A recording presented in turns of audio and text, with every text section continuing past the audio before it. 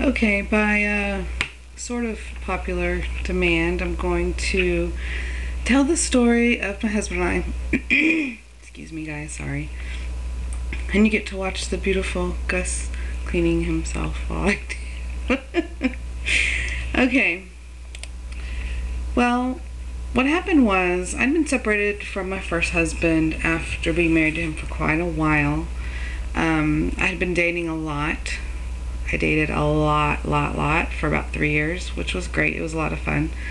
I saw my husband's personal ad on curvydates.com. Curvy Dates is a website for, bigger people looking for dates. So, saw his ad. He was from Hamilton. He was very good looking. He seemed very intelligent, good sense of humor. What I was looking for. And there was a town called Hamilton near where I lived at the time. And I thought that's where he lived. So I responded to his ad.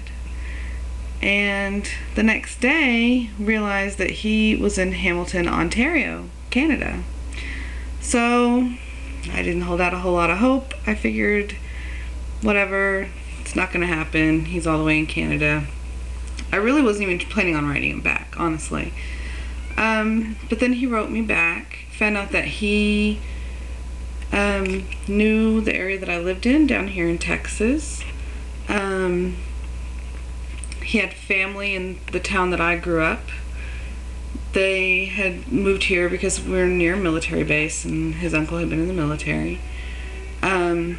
We kept writing, we talked on the phone every now and then for about 8 months, but we were really just friends. Really, it wasn't too romantic the whole time. I actually had another boyfriend through the whole 8 months. We had a lot of problems. It wasn't a great relationship, but I was kind of trying to make that work. Well, in December of 2003, he came to visit his family.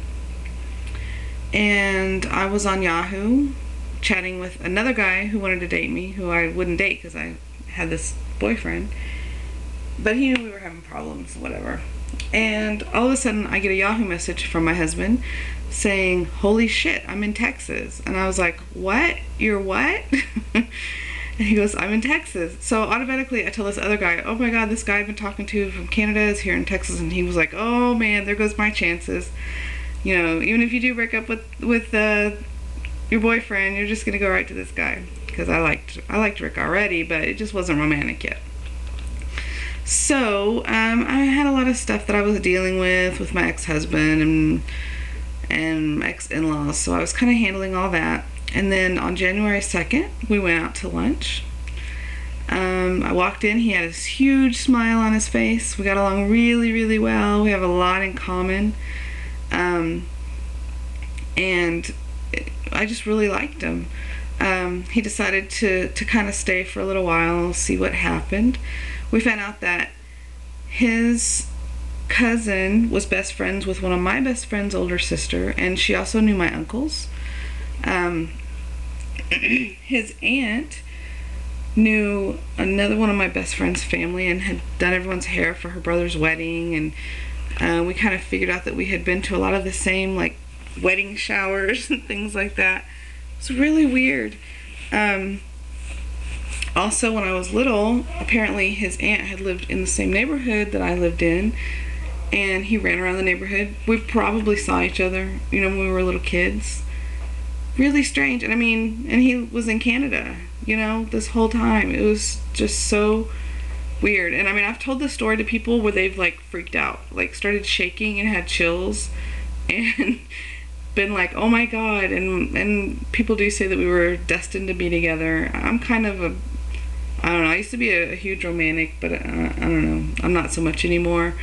I feel like it was coincidence, but a lot of people say that it was just destined. And we were engaged on February 25th, 2004. I proposed because I knew he wasn't going to, so I did it. We got married on June 18th, 2004.